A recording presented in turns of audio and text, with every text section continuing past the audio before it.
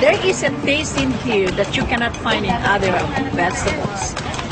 And the more you eat, the more it's become tasty, and you keep on, asking for it. What this farmer in Hawaii is talking about is not a vegetable, it's a tree. And while Vicky Domingo says it has an unusual flavor, there's more to this tree than meets the taste buds. You keep on eating and eating, and you can feel your body is more energetic, more healthy, and you can see the difference. You're not dropping, you keep on, just so active. Domingo says she has grown this tree on her farm for more than 25 years. She harvests moringa twice a week all year round.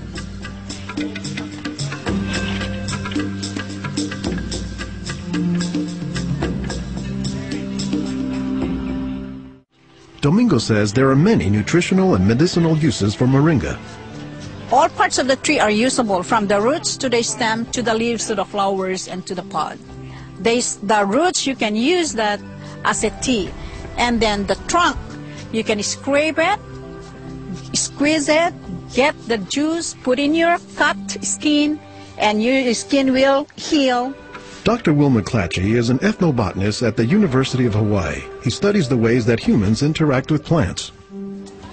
Moringa is one of these trees that is a multi-purpose plant that fulfills such a high percentage of kind of basic needs that when people get used to using it, they really can't see what it's like to live without it. And many cultures don't. Today, moringa is used as a remedy and, in essence, a multivitamin in many of the world's warmest regions.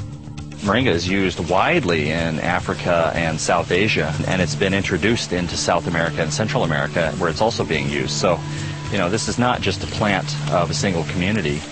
This is a plant that really does do extraordinarily well in some of the most difficult areas, in areas that are very hot, areas that are very dry, areas where other things are very difficult to cultivate. I don't think they're actually the most attractive tree. They're more a tree that you look at and you sort of love the way you love a scruffy friend or a scruffy dog, because the branches sort of splay here and there, and they get burdened down with huge quantities of fruits on them. And that's actually what makes the tree so remarkable, is that it's such a generous tree. And that's because people have found multiple uses for so much of the tree, including its seeds. They're full of oil. You press the seeds, and then this wonderful aromatic oil comes oozing out, which you can use for cooking, you can use for cosmetics or lubrication or whatever. And the cake, the press cake, the stuff that's left over after pressing the seed, that is what's used for water purification. Water purification, Olson says, is especially useful in developing countries where clean water is hard to come by. But the benefits don't stop there. Some of the things I think are most exciting about moringa is, for example, the high vitamin content. There's a lot of vitamin A in the leaves. And worldwide, that's a problem. A lot of people have problems in development of their eyes because they don't have enough vitamin A. Moringa's vitamin A content, and its content of vitamins in general, has caught the attention of scientists around the world. So I started to read about moringa, and I was absolutely amazed about the richness in nutrients, in many antioxidant compounds, in vitamins. Dr. Monica Marcoux is a pharmacologist who has studied many plants. She has done extensive research on moringa and says it has significant nutritional potency. This subject is one of the topics of her recently published book, Miracle Tree. To me, it was just a natural pathway from my scientific background and my love for trees to writing this exciting book on one of the most exciting and extraordinary trees of our world. Marcoux spends much of her time looking at trees and plants, both as a pharmacologist and as an artist. While Marcoux, the nature photographer, is grabbing shots of plants, Marcoux, the pharmacologist, says she has a bigger concern. We are having an epidemic of cancer and cardiovascular diseases and many other chronic diseases. It's because we basically do not eat what we are supposed to eat. Most of the plants are famous for a particular type of nutrient, like, for instance, the orange or the lemon is famous for a high content of vitamin C. The spinach, for instance, on the other hand, is famous for its iron content. Moringa is very unusual because this single plant contains a wide variety of nutrients, but also in quite very high amounts. Marcoux says this concentration of nutrients combined with low calories and low sodium content makes moringa an ideal energy food or supplement that can help offset the typically unhealthy Western diet. Many of the Westerners are also deficient in antioxidant and anti-aging substances that are mostly found in plants. Antioxidants, according to the National Institutes of Health, protect the body's cells and may prevent cancer. And Marcoux says moringa is a treasure trove of antioxidants that happen to work hand in hand. Antioxidant substances and antioxidant vitamins work together in the body.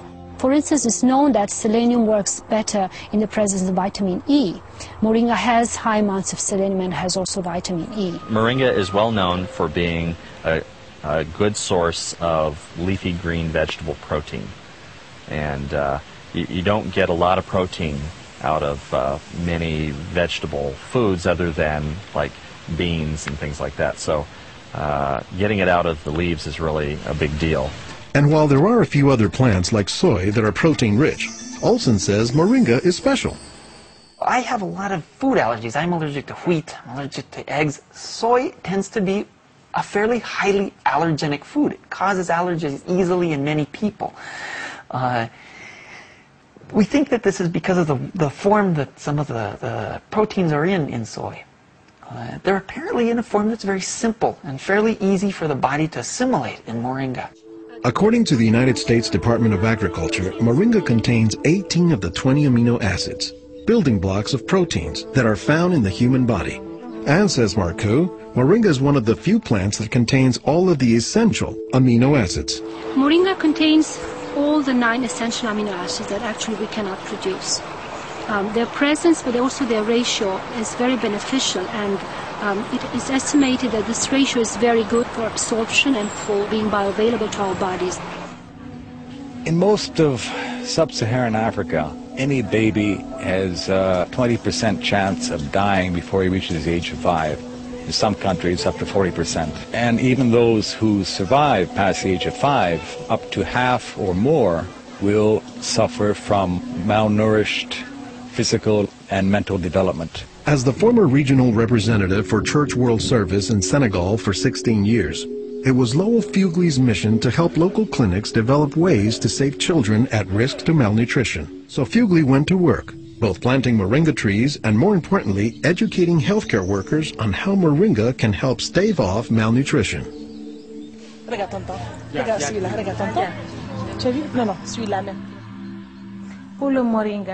I was trained in 1998, and right away we saw the virtues of using moringa because of its very high nutritional value.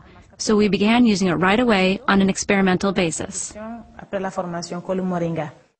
Healthcare workers learned to grow their own moringa trees, dry the leaves, and pound them into powder, maintaining all the nutrients. Nursing mothers were taught to add a spoonful of moringa to their food morning, day, and night to increase their milk production. They were also told to add moringa to all of their family's meals.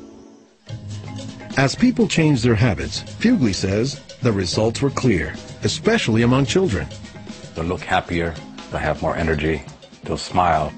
When they came to the clinic, limp, eyes drooping, no energy, and within 3 weeks, you see them bigger, healthier, and smiling. We observed that it was much more effective than the classic system we had been using, which was based on imported and costly products, such as milk powder, sugar, and vegetable oil. With moringa, people can go into town and find it themselves. Our diets are pretty bad, although they are improving. But one of the reasons they're improving is because we're starting to adopt more and more of these kinds of plants. I've been in villages where the only trees that survive and grow well are Moringa oleifera, which is really amazing when you consider how many useful things the tree provides. Moringa it comes very close to being a perfect source of nutrients in terms of variety and concentration. So that is, I think, very unique about this moringa tree.